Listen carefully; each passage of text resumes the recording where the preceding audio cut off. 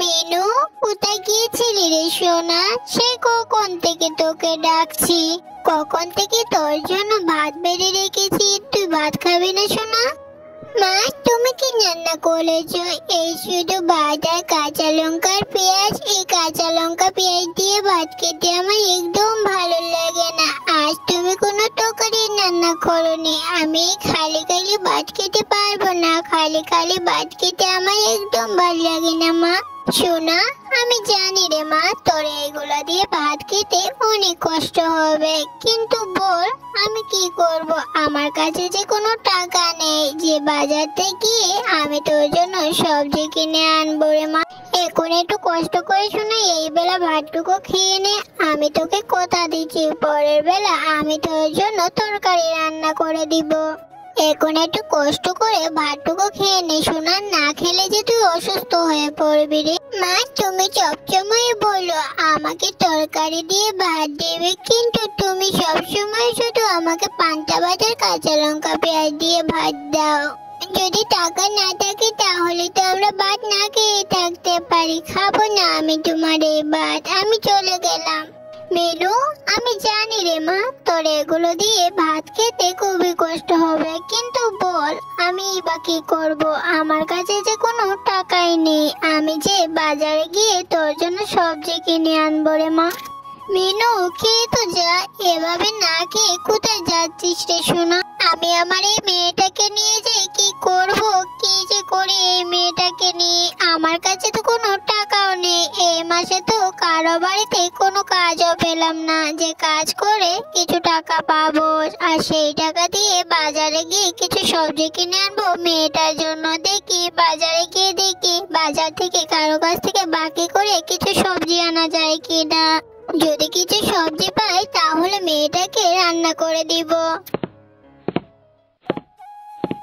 বাঘিনী মামি, তুমি কি আমাকে বাকিতে কিছু সবজি দিবা? যদি আমি এই মাসে কারো বাড়িতে কাজ করে টাকা পাই তাহলে তোমার টাকা আমি শোধ করে দেব। আমার ঘরে যে রান্না করার মতো কোনো সবজি নেই বাঘিনী মামি, দয়া করে আমাকে কিছু বাকিতে সবজি দিন। আরে শেফা, এইভাবে আমি তোকে বাকিতে কোনো সবজি দিতে পারবো না। বাজারে প্রথম শীতের সবজি তুলেছি, আর এইসব সবজির অনেক টাকা দাম, তাই তোকে আমি বাকিতে কোনো সবজি দিতে পারবো না। আর তোকে যদি সবজি নিতে হয় তাহলে টাকা দিয়েই নিতে হবে। যা তো সকালে এখান থেকে, এখন বায়না করিস না তো। বাঘিনী মামি, তুমি আমার সাথে কেন এমন ব্যবহার করছো? আমার স্বামী বেঁচে থাকতে তোমাদের কত উপকার করেছে। লাগবে না আমার বাকিতে সবজি। টাকা দিয়ে আমি তোমাদের কাছ থেকে সবজি কিনে খাবো। আজ আমি অসহায় বলে তুমি আমাকে কত কথা শোনালে। চলে যাচ্ছি আমি। আরে যা যা, তোর মতো কাস্টমার আমার চাইনি, এসেছে বাকিতে সবজি নিতে আর কত বড় বড় কথা শোনাচ্ছে।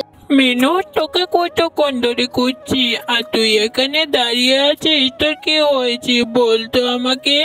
গুড্ডু, জানিস আমার মনটা না আজ ভীষণ খারাপ। আমার মা না আমাকে প্রতিদিনই কাঁচামরিচ আর পেঁয়াজ দিয়ে ভাত খেতে দেয়।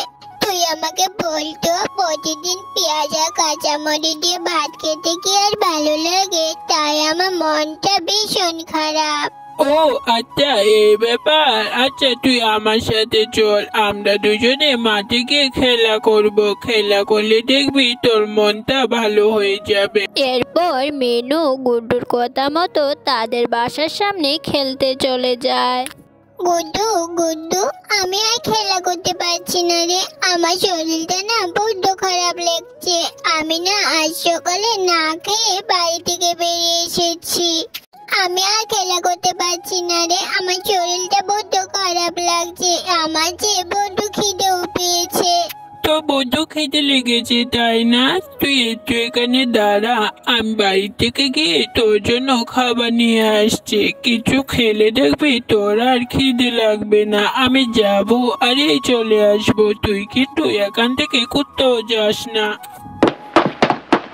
কিছুক্ষণ পর গুড্ডু মিনুর জন্য তার বাসা থেকে কয়েকটা বিস্কিট নিয়ে আসে। এই নে মিনা, বাড়িতে শুধু কটা বিস্কিট পেয়েছি। তুই এই বিস্কিটগুলো খেয়ে নে, তাহলে দেখবি তোর আর খিদে লাগবে না। যেই না মিনু গুড্ডু থেকে বিস্কুটটি খেতে শুরু করে তখনই সেখানে বাঘিনী চলে আসে। আরে গুড্ডু, তুই এত দামি বিস্কুটটা এই মিনাকে কেন খেতে দিলি? আমাকে একবারও জিজ্ঞেস করেছিস তুই? আরে এই মিনু, তোর তো সাহস কম না? তুই আমার ছেলেটাকে ভুলিয়ে বালিয়ে আমার ছেলের কাছ থেকে খাবার খাচ্ছিস। মাসিমা, আমি তো গুড্ডুর কাছে খাবার চাইনি। গুড্ডু ইচ্ছে করে আমার জন্য খাবার নিয়ে এসেছে। আমার যে অনেক খিদে পেয়েছিল, সেই সকাল থেকে আমি কিছুই খাইনি। চল গুড্ডু, আমাদের জমিতে অনেক ফুলকপি হয়েছে, সেই ফুলকপিগুলো তুলতে হবে। মিনু, তুই কি আমাদের সাথে যাবি? তুই যদি আমাদের সাথে যাস তাহলে আমাকে একটু সাহায্য করে দিতে পারিস। ও মাসিমা, তোমাদের বাগানে ফুলকপি হয়েছে, আমি তোমাকে সাহায্য করব। চল গুড্ডু, আমরা গিয়ে ফুলকপি তুলি। এরপর তারা সবাই মিলে ফুলকপি তুলতে তাদের জমিনে যায় আর তাদের সাথে ফুলকপি তুলতে থাকে।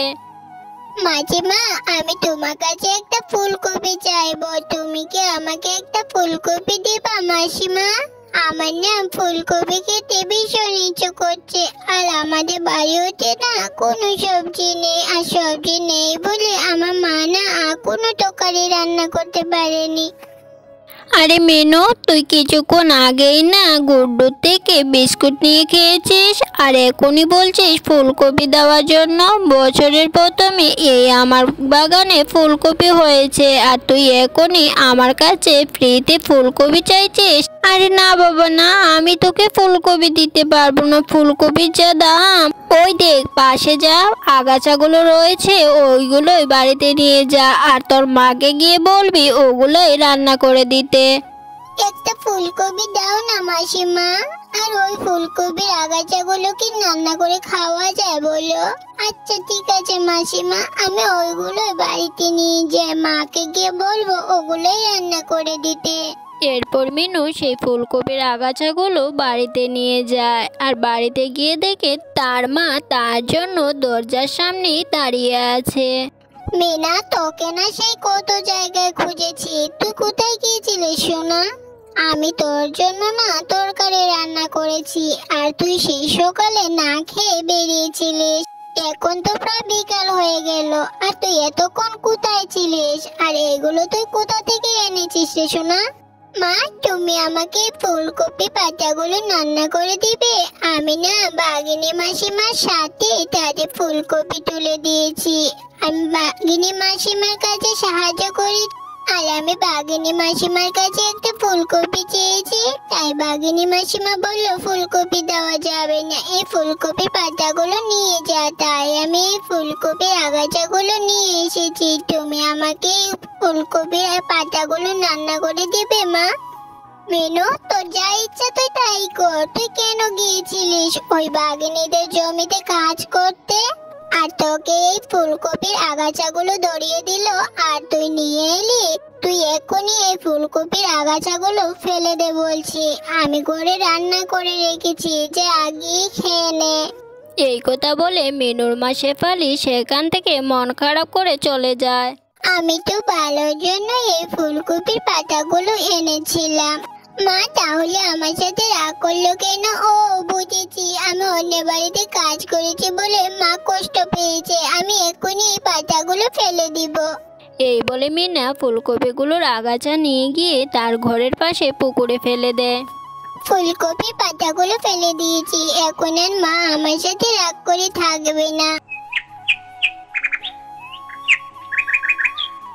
মা, ও মা, কোথায় গেলে তুমি? দেখো দেখো, আমাদের উঠোনের পুকুরে কত ফুলকপি হয়েছে। দেখো না মা, এত ফুলকপি কোথা থেকে এলো মা? আরে মিনু, হ্যাঁ তাই তো দেখছি, এত ফুলকপি আমাদের পুকুরে কি করে এলো রে? এখন আর আমাদের কোনো অভাব থাকবে না, ভগবান আমাদের উপর দয়া করেছে রে মা। হে মা, এখন থেকে আমরা এই ফুলকপিগুলো বাজারে বিক্রি করে দেব, অনেক টাকা উপার্জন করব, আর আমরা ইচ্ছে মতো ফুলকপিও খেতে পারবো। আমাদের আর কোনো সবজির অভাব হবে না।